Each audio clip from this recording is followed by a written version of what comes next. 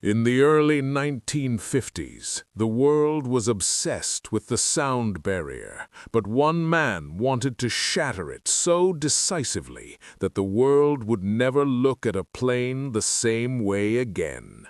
That man was Kelly Johnson, the legendary head of Lockheed's Skunk Works. He sat down with fighter pilots returning from the Korean War and asked them what they wanted. Their answer was simple: give us more speed and more altitude. Johnson's response was the F-104 Starfighter. When it first rolled out of the hangar, it didn't look like an airplane. It looked like a chrome-plated dream of the space age, a silver needle designed to pierce the heavens. The F-104 was a radical departure from everything that had come before. To achieve the speeds Johnson envisioned, the wings had to be minimized to a degree that seemed physically impossible. They were so small, only about 7.5 feet from root to tip, that they looked like fins on a rocket. These wings were so thin, with a leading edge of only 0.4 millimeters, that they were literally razor-sharp. Ground crews actually had to wear protective leather guards over the wing edges to prevent themselves from being sliced open during routine maintenance. It was the first aircraft in history that could be considered a lethal weapon, even when its engines were turned off. But it was in the air where the Starfighter truly became a legend. In 1958, it did something no other aircraft had ever achieved. It held both the world speed record and the world altitude record simultaneously. It could climb to 100,000 feet, the very edge of the Earth's atmosphere, where the sky turns black and the stars come out in the middle of the day. Pilots described the sensation of flying the F-104 as strapping a rocket to your back. It didn't fly through the air so much as it knifed through it. For a young pilot in the 50s or 60s, being assigned to a starfighter squadron was the ultimate validation.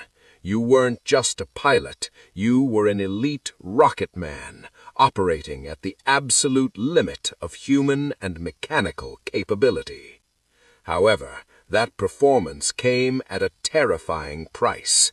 The very features that made it fast made it incredibly unstable. Because the wings were so small, they provided almost no lift at low speeds. If the engine failed, the F-104 didn't glide, it dropped like a lawn dart. It required a landing speed of over 200 miles per hour, faster than almost any other jet of its time, meaning the pilot had only a split second to get everything right. There was no room for error, no second chances. The Starfighter demanded a level of perfection that the human brain isn't always capable of maintaining. In the sun-drenched hangars of California, it was hailed as a masterpiece of American ingenuity. It was the missile with a man in it, a symbol of the future where distance and time were becoming irrelevant. But as the F-104 began to be exported to countries around the globe, the dream began to sour. The silver needle was about to meet the harsh reality of unpredictable weather, heavy clouds, and low-level missions it was never designed for. The world was in love with the look of the Starfighter, but they were about to discover that you cannot fly a rocket like a plane without paying a heavy price in blood. This was the beginning of the illegal legacy, a machine that was sold as a dream, but functioned as a nightmare. By the early 1960s, the F-104 Starfighter was facing a crisis. The U.S. Air Force had realized that while it was a brilliant interceptor for clear California skies, it was a specialized tool with a limited role. They began to scale back their orders. Lockheed was sitting on a revolutionary design that was about to become a financial disaster. To save the company, they didn't just need a buyer, they needed to capture the entire Western world. But there was a problem. The European air forces needed a multi-role fighter, something that could carry heavy bombs, fly in the thick fog of the German winter, and land on short runways. The F-104 was designed for none of those things. This is where the story shifts from aviation history into a criminal underworld of illegal influence. Lockheed knew that if they played by the rules, they would lose to competitors like Grumman or Dassault. So they changed the game. They established a secret network of consultants, middlemen whose only job was to move black money into the pockets of the most powerful men in Europe and Asia.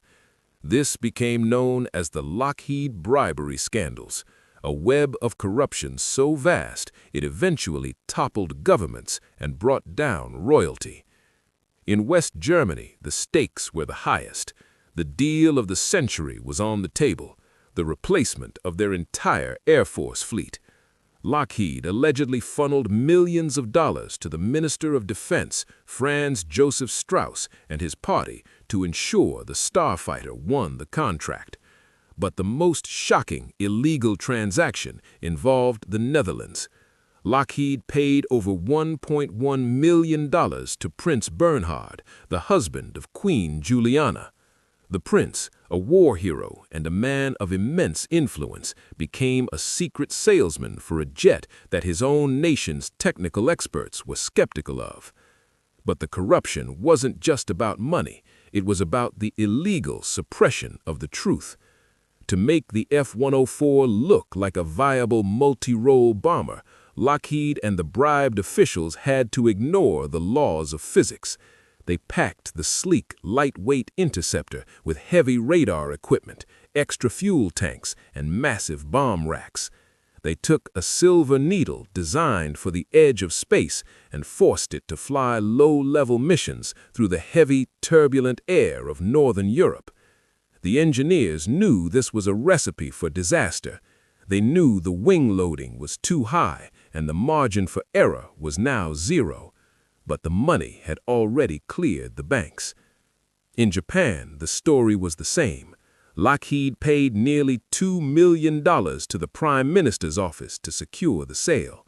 Across the globe, the F-104 was being forced into cockpits not because it was the best plane for the job, but because it was the most profitable plane for the politicians. This was an illegal betrayal of the pilots who would eventually have to fly these machines.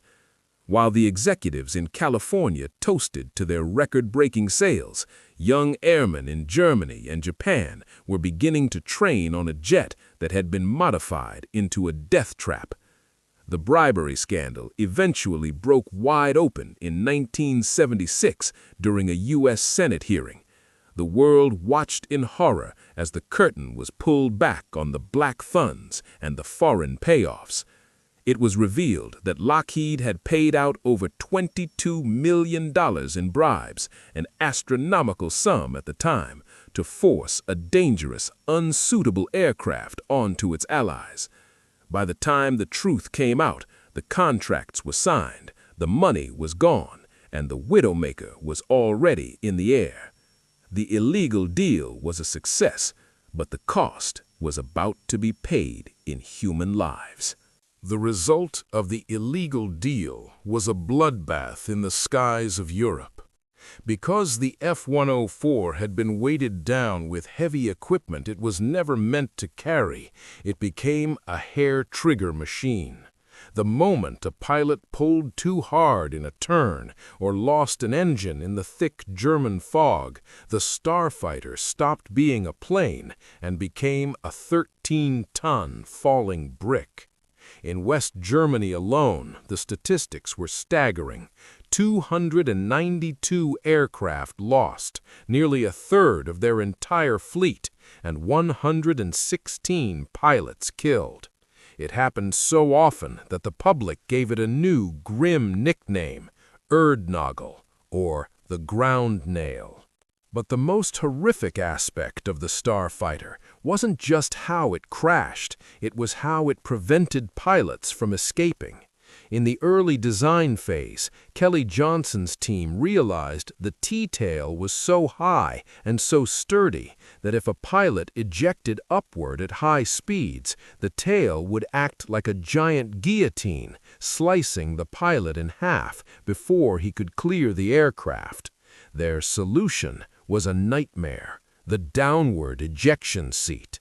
Imagine being a pilot in a failing aircraft at low altitude. In any other jet, you pull the handle and go up into the safety of your parachute. In the F-104, you were fired directly toward the ground. If you were below 500 feet, an ejection was a guaranteed death sentence. You were essentially sitting on a downward-facing cannon. This design flaw meant that in the very environment where the plane was most likely to fail, during low-level flight, the safety system was useless. It was an illegal disregard for human life in favor of sleek aerodynamics. Eventually, the seats were replaced with upward-firing ones, but by then, dozens of pilots had already been driven into the earth by their own escape hatches. The Widowmaker reputation began to tear apart the social fabric of the military. Wives of pilots began to protest outside air bases. One famous story tells of a grieving widow who sent her husband's flight suit back to the Ministry of Defense with a note, "You bought the plane, now you wear it." The scandal wasn't just about the crashes, it was the realization that their husbands were dying because of a bribe taken a decade earlier. The plane had become a national trauma. The F-104 Starfighter finally found a strange, final, illegal purpose in the hands of the legendary Chuck Yeager. He pushed a modified Starfighter to the absolute limit, nearly dying when the plane entered a flat spin at the edge of space. It was a machine that only the most elite or the most lucky could survive. It was a beautiful, silver monster that demanded a level of focus that no human can maintain forever. Today, the F-104 Starfighter sits in museums, polished and gleaming, looking like a piece of high art sculpture. But to the families of the 116 German pilots and the hundreds of others across the globe, it is a monument to corporate greed. It is the physical proof of what happens when illegal money dictates military policy.